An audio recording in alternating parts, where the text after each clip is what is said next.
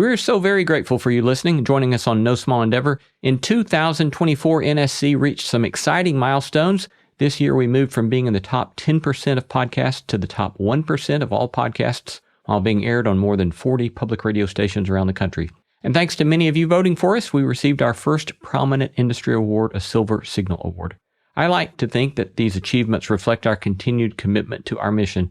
This work only matters if it contributes to your life and to the shared life of our cities, families, and communities.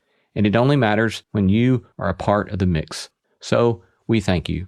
I also want to take a moment to thank our outstanding production, management, and marketing team, because we most definitely could not do NSC without them. They do such a stellar job, and I'm super proud to work with all of them. Christy, Jacob, Sophie, Tom, Kate, Mary Evelyn, Carriad, Jason, Audrey, and Tim.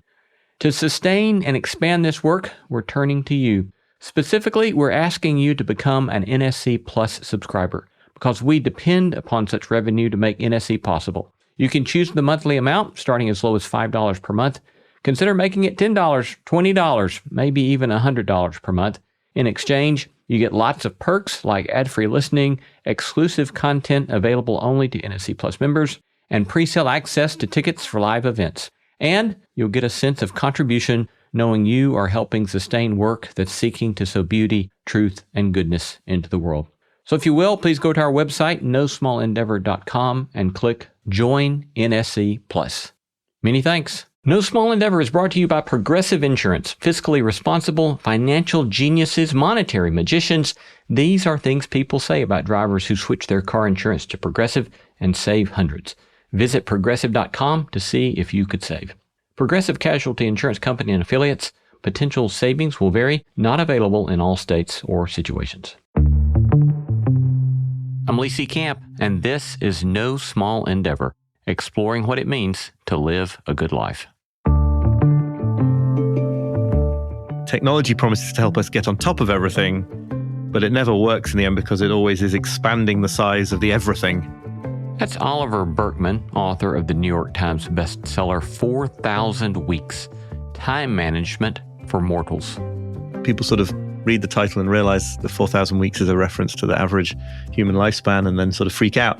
Today, a delightful discussion about the makings of a good life in the age of distraction. There is something incredibly powerful about anything that we can do to sort of lead ourselves more fully into our experience. You have to attend to things in order to care about them at all. All coming right up.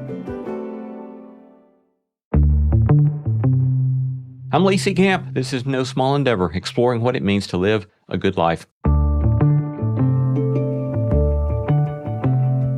This New Year's Day, you might be tempted to take on more habits and practices, plan to accomplish more goals in the new year. I know I've got my list going, but what if that is a recipe for a New Year's personal disaster? I'm a long recovering perfectionist, and as a therapist told me years ago, I can be obsessed with productivity. So I've always loved trying new productivity systems, methods, hacks, and habits. And as Thomas Merton says somewhere, I've often found myself trying to wring every last morsel of pleasure out of some wondrous moment to the detriment of the moment's wonder. I do remain grateful for many of the habits of productivity and focus I've learned, but a particularly pernicious temptation accompanies those methods and habits, namely, seeking to quantify everything, give every minute some special meaning, or make every hour especially productive. This turns out, quite counterintuitively perhaps, to be a self-defeating trap. It's this trap that our guest, Oliver Burkeman, diagnoses so well in his New York Times bestselling book, 4,000 Weeks. His title pointing to the length of a somewhat generous average lifespan. So he opens his book this way. The average human lifespan is absurdly, terrifyingly, insultingly short. So we learn ways to try to ignore, overcome, or defeat that finitude. For example, our productivity methods may be a primary effort to overcome that finitude.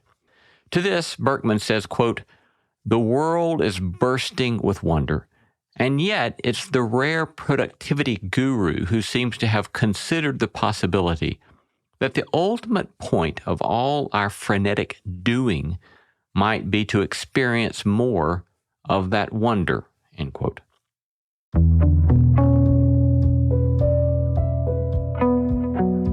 So today, take your time and relish with me this conversation with Oliver Burkeman and make a bit of space for a world overflowing with the possibility of wonder.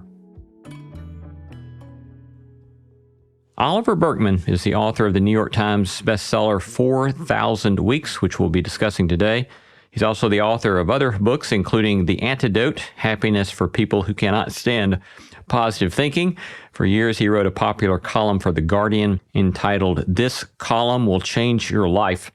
In his email newsletter, The Imperfectionist, he writes about productivity, mortality, the power of limits, and building a meaningful life in an age of distraction. And he lives now in the North York moors. Welcome, Oliver. Thank you very much for inviting me. Hi. It's a delight to have you. I love your book. And I think one of the reasons I love your book is that you confess being a sort of productivity geek. And I too, I too confess to that. And you and me both, for example, getting rather obsessed with people like David Allen's book, Getting Things Done. How do you get to this current book from being obsessed with productivity? Well, I think it's a pretty straightforward journey, really. But it's the kind of journey where you come to the end of a trail and then you need something else, right? I think what happened was that I had explored kind of every productivity technique, read every book. I was writing a column, as you mentioned, for the Guardian newspaper. One of the things I got to do was to try out all sorts of different systems for trying to get in control of my time. And I think there's actually that phenomenon, isn't there, where it's precisely because you do get to try everything out and none of it brings the kind of salvation that you were looking for, just to get immediately theological here. It's precisely because you do get to do that you sort of can have maybe some new, fresh thoughts or a different perspective that I'm trying to communicate in this book. If I hadn't gone all the way down that rabbit hole, I might still be here thinking that, next week I was going to find the perfect system. And there is a little part of me that still hopes that next week I'll find the perfect system. But yeah. Yeah. You open up saying early on in your book, you say the world is bursting with wonder, and yet it's the rare productivity guru who seems to have considered the possibility that the ultimate point of all our frenetic doing might be to experience more of that wonder. So is it simply for you that sort of getting to this sort of frustration? You got a lot done, but in getting a lot done, you weren't getting more important things done? Yeah, I mean, that's definitely one of the symptoms, right? One of the things that happens if you really put a lot of effort and discipline into becoming more efficient at processing your tasks, or so I discovered anyway, was that you get really, really good at doing the least important things. And you also discover that because the supply of those tasks is effectively, infinite for us in this era anyway, you don't get to the end of them. So all those plans for getting on top of one's email, for example, just lead to the sense that you're answering far more email, getting far more email, because that's what happens if you reply to a lot more email, and absolutely not getting anywhere closer to what it was that you thought you were chasing. And I think another part of this, we can come to it later maybe, but I think another part of this is that I think a lot of us, certainly me in those days, feel a very strong desire to kind of, get on top of, be in control of our time. It's that sort of desire to somehow dominate, not necessarily dominate anybody else, but to, be in the driver's seat of our lives, I suppose, in a way that firstly doesn't work for all sorts of reasons, but secondly does have the effect of kind of squelching out the wonder and the awe and the joy. Yeah, it certainly does seem to be, in my experience as well, that the better I got at doing more stuff faster, that indeed there was this endless supply. And you even begin to get a reputation, right? That the more stuff you can get done, then the more people feel free to ask you to do X, Y, or Z. And it's a sort of endless productivity trap, I suppose. Right. Yeah. It doesn't end because, as I say, like, firstly, the supply is infinite and you don't get to the end of an infinite supply. And then actually the act of getting through the supply can generate more of it. So it sort of ups the tempo at which you do things. But if you just up the tempo at which you do things without getting to the end or focusing on what matters the most, that's just called being busier and more stressed. It reminds me, we recently did an interview with Rebecca DeYoung, who's a theologian, on the 7 deadly sins. And I was reminded of her description of the so-called sin of sloth, where typically we've thought of sloth as being lazy with regard to productivity. But she notes that historically sloth was thought of as inattention to more important matters, or inattention to relationship, or inattention to the meaning of life. And it's this ironic sort of thing in which it may be actually our obsessions on productivity might lead us toward unexpectedly sloth. I think that's a fascinating angle. It immediately reminds me of the idea that I think comes from more of a Buddhist tradition, that one of the forms of laziness is busyness, but not exerting a certain kind of agency or discipline over one's actions in that way, or a kind of mastery, is to have not done something rather than doing all the things. It's actually sort of a failure in some sense, or a falling away from the ideal path.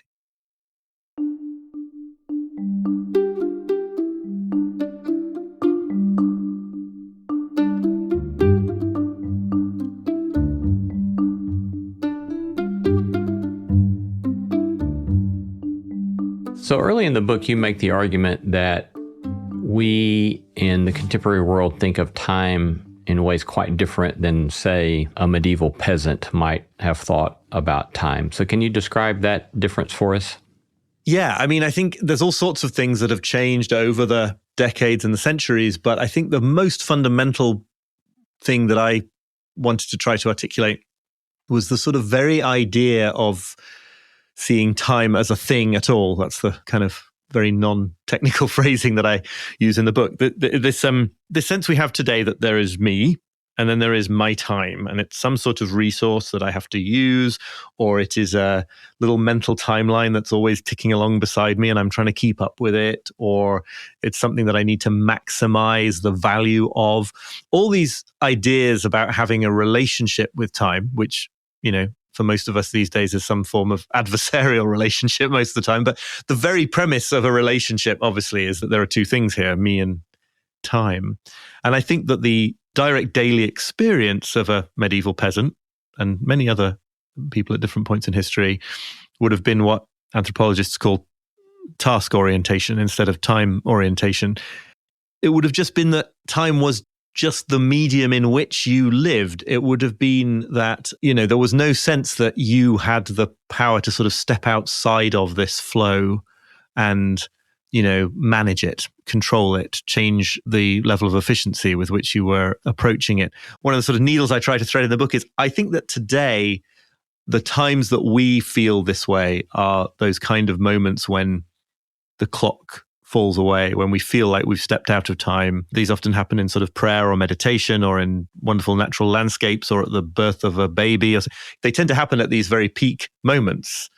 The point I'm trying to suggest is that I think there was a time, I think there's good reason to believe that there was a time in pre-industrial cultures when most, if not all of life, would have been lived in that vein, which is not to say that it wasn't absolutely terrible in all sorts of ways, right? It's not that everyone just went around as if they were at some wonderful moment in their lives, but that one problem they didn't have, while they had all sorts of problems to do with illness and disease and injustice and a million other things, one kind of problem they didn't have was time problems, right? That sense of being overwhelmed, of trying to fit more things into your time than you have the time available for, feeling guilty about wasting time. All these different things are all premised on this idea that there's you and that there's time, and this is somehow something else, and you've got to deal with it instead of just be it.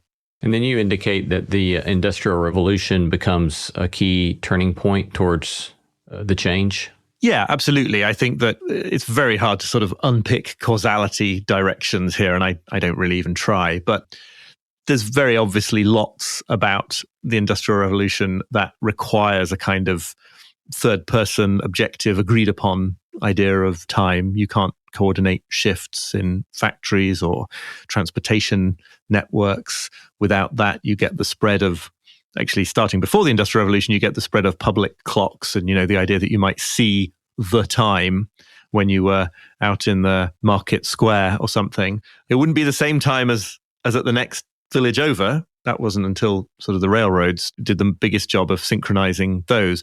But there was nonetheless this idea of time other than just the flow of life. And yeah, I think that all gets much, much more pronounced as a result of industrialization. I think there are other reasons why it's become even more sort of acute just in the last few decades, because of certain kinds of agreed upon boundaries between work and non-work and leisure and the Sabbath versus working days and all these things were obviously persisted far, far beyond the 19th century. But yeah, I think industrialization was a big part of it.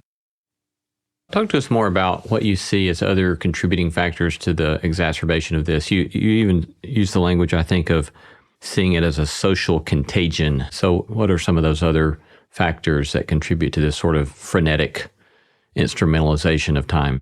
Well, these days, I mean, it's always hard to unpick the role of kind of economic forces and political forces versus technological ones. It does, and as I say, I don't actually, in this book, at the stages of the book that you're talking about, I'm more trying to paint a picture of how it is rather than claim that I know who or what's to blame. But I think, digital technology is a really fascinating case here, because digital technology really just supercharges all of these things. It provides us with these absolutely unprecedented capacities to do things in an unlimited way, or a less limited way, I should say, both in terms of the number of messages we can send, the distance we can send them in no time at all, the information we can access about events happening thousands of miles away. But of course, while that seems to hold out the promise that, okay, at last we could get on top of our stuff and answer all the emails and know about all the things we wanted to know about happening in the news, pretty obviously it does two things at once, right? It allows us to take in a lot more of the world and to exert more control over the world, at the same time as it massively, massively extends the amount of the world that we even know about, that we even hear about. So it's a great way to answer lots of messages fast. But you wouldn't get so many messages if it wasn't for email, right? So there's this constant back and forth between, or as I put it in the book, I think, technology promises to help us get on top of everything, but it never works in the end because it always is expanding the size of the everything that we're trying to get on top of. Yeah, that reminds me of a book written by a Quaker, I think it was the 1930s, entitled A Testament of Devotion. The author is Thomas Kelly. The book is entitled A Testament of Devotion, and it was actually first published in 1941. So I suppose he was writing in the late 1930s. See the show notes for more info. But I remember he has this passage where he's talking about mass media, and he makes the claim that the human was not designed, created, didn't have the capacity to deal with the onslaught of information foisted upon the human by mass media. And of course, that's the 1930s. Right, right. So when you think about that, how much that's changed in the last 90 years, which of course I think is precisely segues into at least what I see as one of your fundamental arguments that you're making in the book, and namely that we refuse to accept finitude, or that our struggle with our finitude is causing us deep anxiety. And that's one of the reasons that we're so drawn toward this sort of frenetic pace, or this frenetic desire for productivity. So talk to us then about that major move in your book, about this call to an acceptance of our finitude or acceptance of our limitation. It happened for me through sort of a personal experience of this, right? I mean, and it was for me through all this productivity nonsense. It happens. I think, the struggle with finitude is pretty universal. The articulation of it through being a productivity geek is just one flavor of it. But it's this sense that this dawning realization that my efforts to get control of my time were sort of an attempt in some way to not accept the truth about what it is to be a limited human being, to have a limited amount of time, which means that there's going to be more things that matter than I'll ever get to do, to have limited knowledge, limited control. I think something that's going in the back of the mind of many people obsessed with productivity is the idea that one day they will get to a place where they're sort of emotionally invincible and they can handle any bit of work that's thrown at them and it's all completely smooth sailing. And yet, of course, being vulnerable in relationships and not being able to do everything that is asked of you and having to make tough choices about what you're going to do, these are just built in. They're just structured into our situation. And so as I began to look through this lens, I found more and more contexts where it seems clear to me, but also, echoed in the work of many philosophers and psychotherapists and psychoanalysts and all sorts of people, that so much of what we do that adds to our suffering and gets in the way of our living the most meaningful lives we could it seems to have its roots in this idea of like not wanting to feel fully what it's like to be finite in all the ways that we are.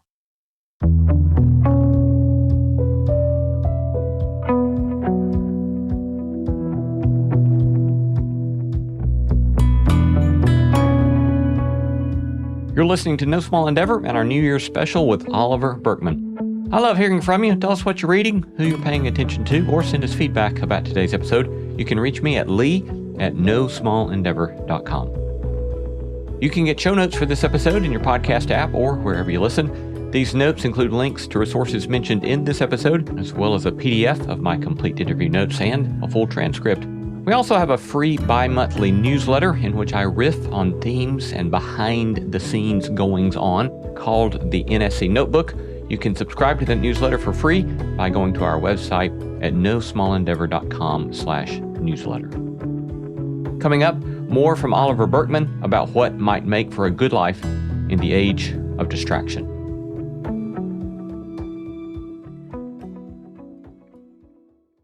Hello, friends. An important housekeeping announcement regarding publishing. We currently release our normal edited podcast episodes on Thursdays, the unabridged episodes the following Tuesday, but due to the principalities and powers that be in the podcast industry starting in the new year, we are switching it up. New edited episodes will come out every Monday, and the unabridged version will release Friday of the same week. So start your week with the edited version on Monday, end it with the unabridged on Friday. So new year, new rhythm, same exploration of living a good life. See you on a Monday soon. At one point you say, all this illustrates what might be termed the paradox of limitation, which runs through everything that follows. The more you try to manage your time with the goal of achieving a feeling of total control and freedom from the inevitable constraints of being human, the more stressful, empty, and frustrating life gets. But the more you confront the facts of finitude instead, and work with them rather than against them, the more productive, meaningful, and joyful life becomes. I wonder what sort of criticism, I guess, or naysaying have you received in response to that kind of claim? That's a great question.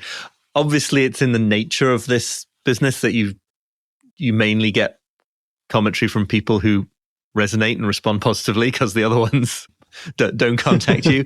And, some people who do, I will get to the actual criticisms, but some people who have appreciated the book use words like they find it confronting. I think there's an element of what I'm doing here, which is in a hopefully witty and approachable way, dumping a bucket of cold water over the reader's head in certain ways. And hoping, I think this is important to show that actually the end result of that is peace of mind and relaxation. It's not a kind of like life is so short, so you better stress out massively trying to force meaningful activity into every second.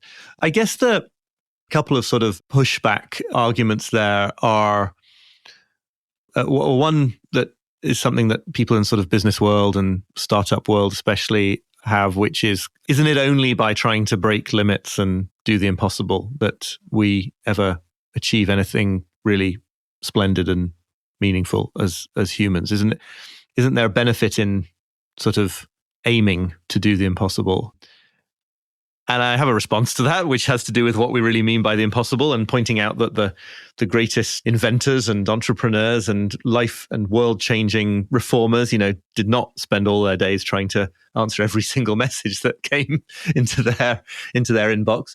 And then I guess the other part of this, which might be of more interest to you, I don't know, from the theological perspective, is like, well, where's the role for the infinite in what I'm saying? I don't think what I'm saying about human finitude is at all incompatible with the idea that there is something infinite.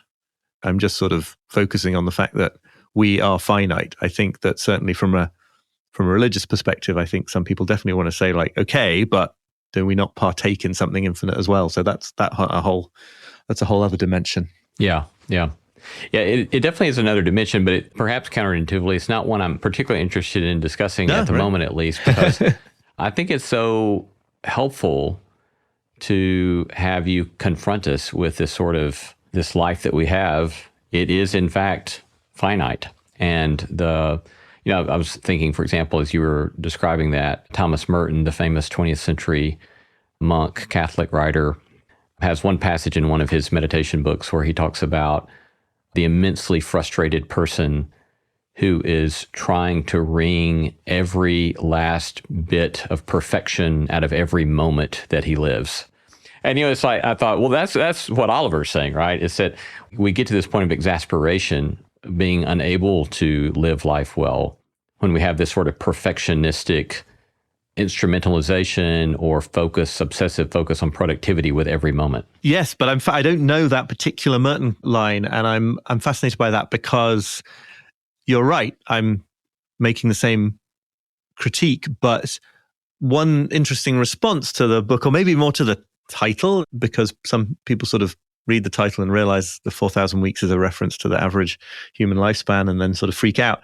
One of the ways you can go with this is that life is short, and therefore you have to wring something really, really, really stupendous out of every moment. And there is a kind of a modern version of that kind of carpe diem philosophy that I find personally just incredibly stressful. It's like, oh no, I've got to do this as well. Come on. I'm just trying to stay on top of things here. I always think of that as sort of the conclusion you'd get if you sort of went halfway with what I'm saying here, because hidden inside that desire to kind of live the most stupendous life is a kind of backdoor quest to overcome the human situation, right? There's a kind of a backdoor way of saying, well, maybe I can't live forever, but I can do things in the limited time I have that are so stupendous that it's almost a proxy for living forever somehow.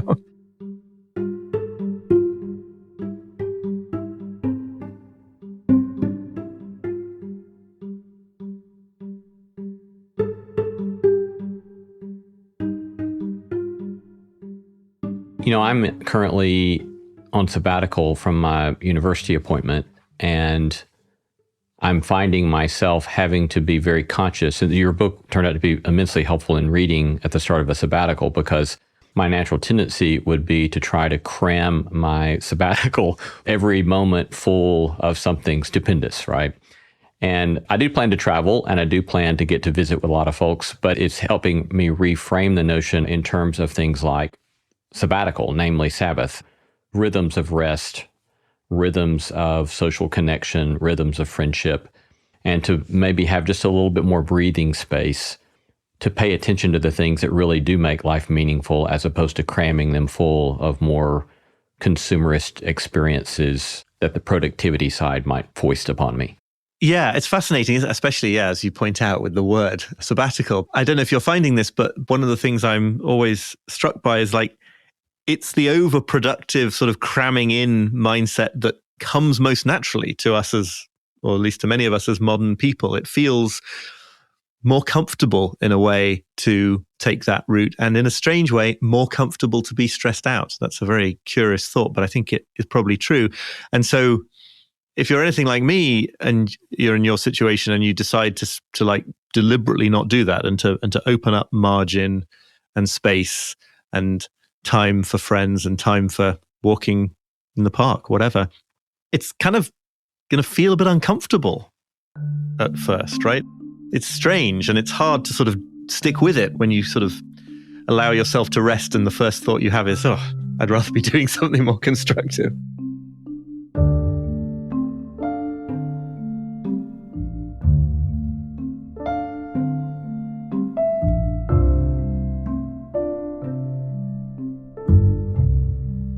I know that you've written a previous book on perfectionism, which I've not had the opportunity to read, but it seems like that sort of notion certainly fits into kind of some of what we're describing at this moment, sort of, in my mind, again, a perfectionism about wringing the most out of every moment. But how do you see your work on perfectionism relating to this conversation?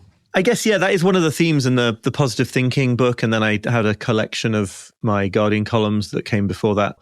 I guess I do think that that's a sort of one way of describing all the things that I'm interested in, is this drive in us, certainly in me, to achieve something sort of final and perfect in that way, whether it is, the perfect merit of a piece of creative work or the perfect efficiency of a organized life or anything like that. And sort of the constant need to reconfront the fact that perfection does not exist in this earthly reality. It's not there. It's a sort of mental framework that we try to impose on the world, and that relative to which the world will always be found wanting. I think I've always felt this in myself. It's like I remember, as early as my, it's a cliche that at sort of university entrance interviews in the UK anyway, when people ask you like, what's your greatest fault? It's great to say, oh, I'm a perfectionist, because it's kind of like it's not a fault. It's like you're saying, well, my greatest fault is that I'm totally brilliant at everything. It's like it's a totally humble bragging, we would call it these days. But I was aware it doesn't lead to me doing my best work, and there is that sort of perpetual straining to make the world line up to how it feels like the world ought to be. And so, yeah, I think it's all. You can see it all as some version of perfectionism. And then, yeah, I call my email newsletter The Imperfectionist, because I feel like that's what I'm trying to preach, but also, internalize. As always, it's in both directions. Yeah, yeah. Yeah, it can certainly contribute to a rather neurotic sort of life, right? And I think for me, at least one of the roots of my perfectionism, of which I'm still recovering, is my own kind of religious tradition, which can be, that really ramps up the perfectionism when you feel like you're having to constantly attend to the demands of a perfectionistic God. And if you don't, there's sort of eternal damnation sorts of consequences, which obviously is quite unhealthy. But one of the things that has helped me a lot kind of philosophically is in my appreciation of the virtue traditions, where they substitute typically the notion of excellence as opposed to perfection. And so excellence, that's striving to grow in the capacities to envision a sort of flourishing life.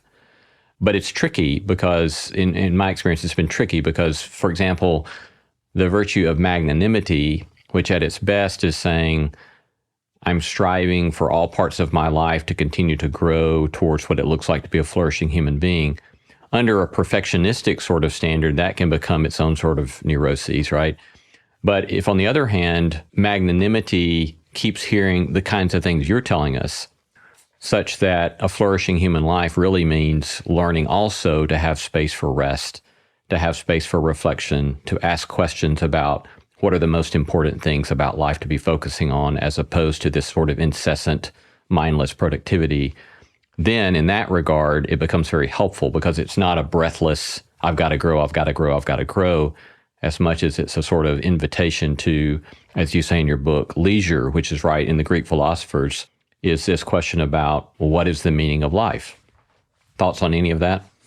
Yeah, no, I think it's fascinating. And one thing it's reminding me of is this thing that I've noticed a lot, is that perfectionism, or just, whatever are your old conditioned ways of doing things, are always trying to sort of come and co-opt the new way of being, right? So yes, the moment you can embrace a tradition that you find helpful, and then find that the same old forces are trying to get you to embrace it perfectly. Right, yes.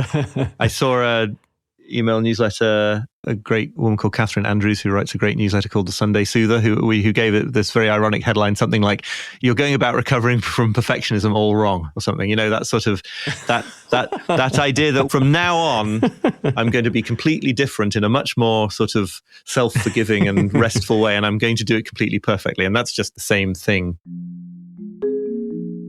The other thing, and I'm not a super expert on the virtue traditions at all, but I think this idea of letting go of perfectionism is not just about like turning down the dial and no longer aiming for 10 out of 10, but aiming for 6 out of 10 instead.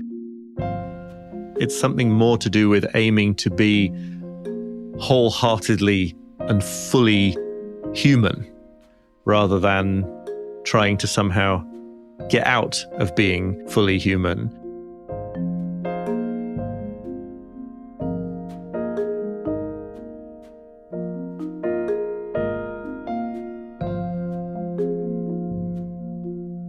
So I want to kind of turn towards the latter part of your book with sort of constructive possibilities in dealing with the problem that you've described there.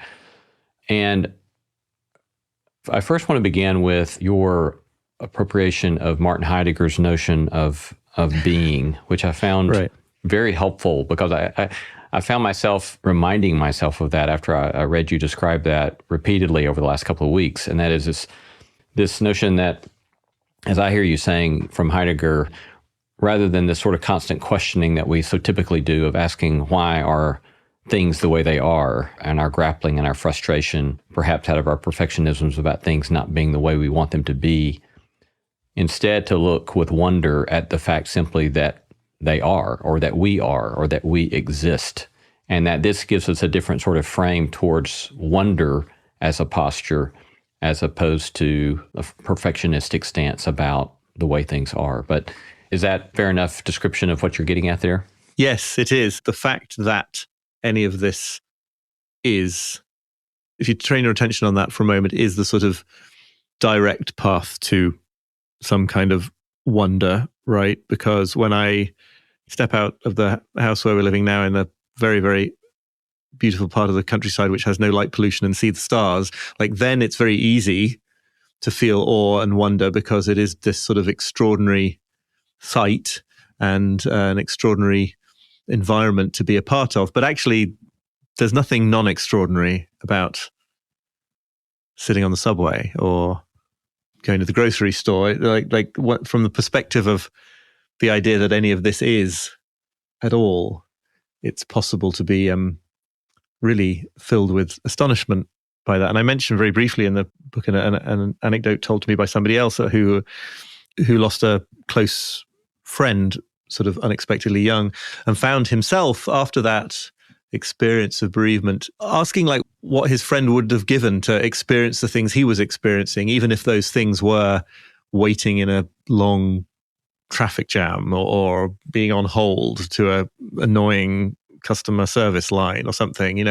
All these things that life is full of are sort of not pleasant in terms of their substance, but the fact that you are doing them and that death could take them away puts a different spin on it all. Yes. Yeah, I think I was sitting in a favorite tap room when I read that passage in your book, and I found myself then just sitting for a while looking around at the people in the room and considering how amazing it is, right, that I exist, that they exist, that we get to enjoy the craft of beer together in this room and the wonder of life. It's a beautiful, a very practical gift, I think, that you give us with that of learning to look with wonder and the reminder to do that.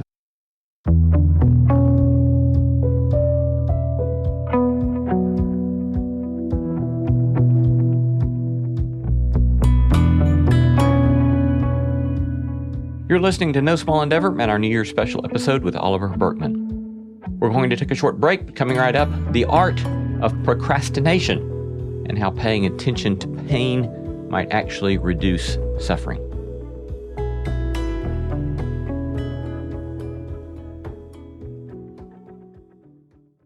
Hey there. Did you know that we have a newsletter? Just imagine if you could have one of your favorite ethics professors send you a list of things to reflect on, think about, practical actions with which to experiment, all on your way to sorting through what it might mean to live a good life. Well, that is the NSC Notebook. I riff on themes and topics related to the show and our guests. Sign up for my NSC Notebook today at nosmallendeavor.com/newsletter. Another sort of practice that you suggest is the art of creative neglect and or getting better at procrastinating. So talk to us about either one of those. Yeah, I mean, they pretty much amount to the different angles on the same thing. I mean, I think all the way through this book and other stuff I do, I'm much less kind of trying to say, why don't you do things this way? And much more trying to say, like, this is how things are. And so there's something really empowering and freeing and meaningful about stepping into a full awareness of that, or a little bit closer to a full awareness of it anyway, which is also a Heidegger related thing. But so this idea of creative neglect or getting better at procrastinating is just to say it is a fact about our situation that there will just always be vastly many, arguably infinitely many more meaningful uses for any period of time, an hour, a week, your whole life, than you'll be able to do in the time that you have. So it will always be the case that, huge amounts of potentially legitimate and fulfilling and wondrous uses for your time are being sort of abandoned. Every decision we make at every moment of life is a waving goodbye to countless other alternatives. And I'm just pointing to ways, I think, of sort of approaching that situation a bit more consciously, instead of what we generally do, which is to try to sort of build structures of belief or indeed productivity systems that allow us to go on thinking that we don't have to make these tough choices, and to sort of let yourself fall into the reality of those tough choices and that fact that everything is a trade-off and everything carries an opportunity cost. At that point, you can start to make slightly wiser choices about what matters the most to you. Because, in the extreme case, if you are a proponent of some productivity system that makes you believe there's going to be time to do everything, then you're going to choose to do all sorts of things that don't really matter to you enough to spend your precious time on them, because after all, you're going to get everything done. So what's the loss? And so, yeah, I think that's just the idea I'm trying to get at there. And this idea of becoming a better procrastinator, which that phrasing originates with a writer called Greg Kretsch. And he sort of makes the point that, we're always procrastinating on almost everything at any moment. If procrastination means not making progress on something meaningful. So really seeing that as an art form and saying, well, every moment is going to be saying a no to almost everything. So how can I do that in the most graceful and wisest way?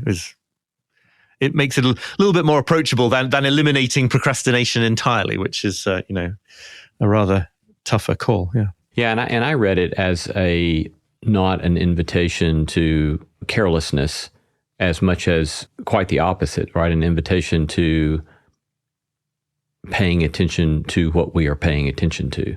And I did find the repeated surfacing of the notion of attention that comes throughout your book very important, which has been a topic that's been discussed in interesting ways in theology here in the last couple of decades. For example, the language one well-known American theologian, Jamie Smith, has popularized of you are what you love. That is, you are what you give your attention to.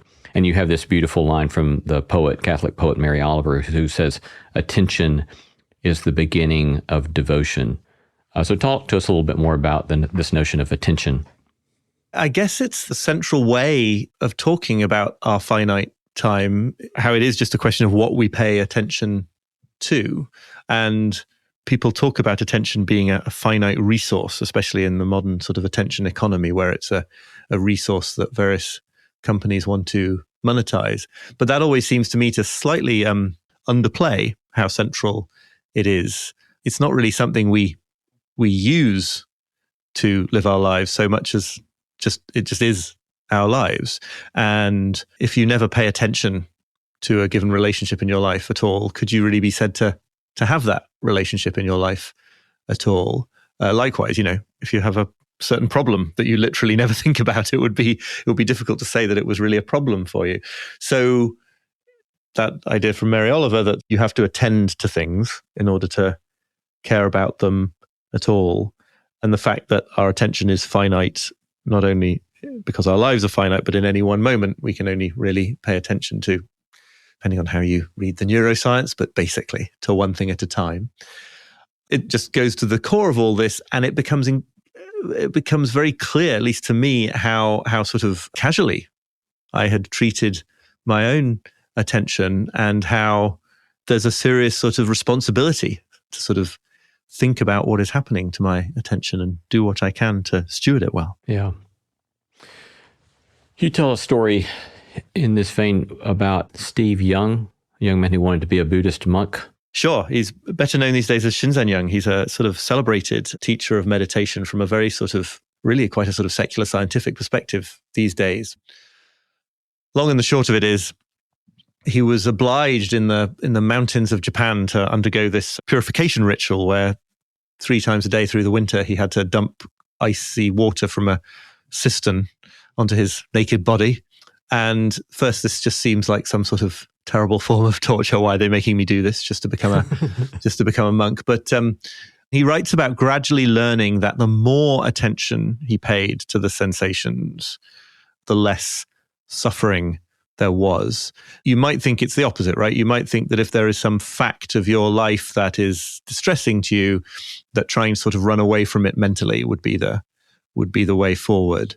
And that, he found, was associated with more suffering. A friend of mine who's a meditation teacher puts it in another way and just says, like, in order to suffer in life, in order to find your life, your situation unpleasant and annoying and stressful or whatever it might be, you have to have some mental bandwidth left over for that complaining. And actually, if you can train the attention to be more and more, ever more fully in and on the experience that you're having, then there's less bandwidth to find it the cause of suffering. And Shinzen Young writes about, seeing that this was actually a form of meditation training. It was a training in concentration with a reward of not being so distressed by the icy water if you did it well, and the punishment, a sort of Pavlovian, it's like getting electric shock or something if your attention wanders. And so this prompts a kind of hypothetical thought that in principle any experience could be sort of fully suffused with wonder and meaning and absorption if we could hold our attention on it absolutely, completely. I'm not there yet. Yeah, it's very difficult, isn't it? Yeah. I'm thinking, for example, as you were describing that, Viktor Frankl's famous book about his experience in the Holocaust.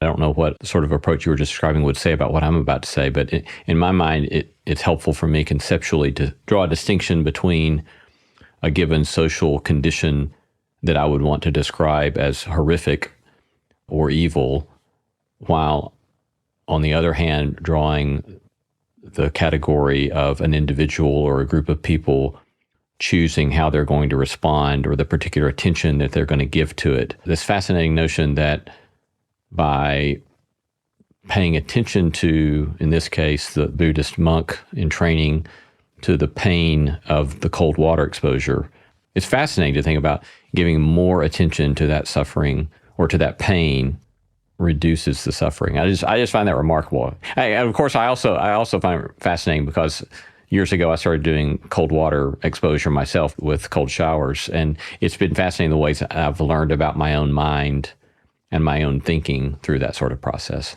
Yeah. Any other closing thoughts about that particular conversation, though? Well, I mean, no, I think that sort of nails it. It's for me, it all ties together with this thought that there is something incredibly powerful about anything that we can do to sort of lead ourselves more fully into our experience. It's like this notion that stepping fully into the experience of being human is something we sort of can't afford to do because it will be too awful, is repeatedly belied by experience. Yeah. We've been talking to Oliver Burkeman from his home there in England. Oliver is the author of the New York Times bestseller, 4,000 Weeks. Oliver, thanks so much. It's been a delight to talk to you, and thank you for the moving and immensely helpful book. Thank you. I really enjoyed this conversation.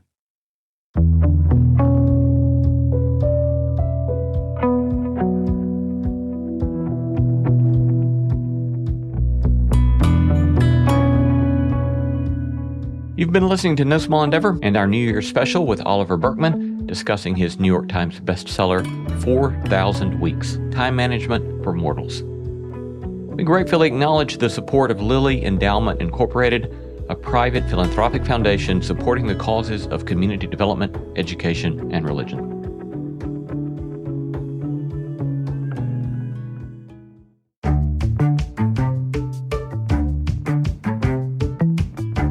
Our thanks to all the stellar team that makes this show possible: Christy Bragg, Jacob Lewis, Sophie Byard, Tom Anderson, Kate Hayes, Mary Evelyn Brown, Carriot Harmon, Jason Sheasley, Audrey Griffith, and Tim Lauer. Thanks for listening, and let's keep exploring what it means to live a good life together. No Small Endeavor is a production of PRX, Tokens Medium LLC, and Great Feeling Studios.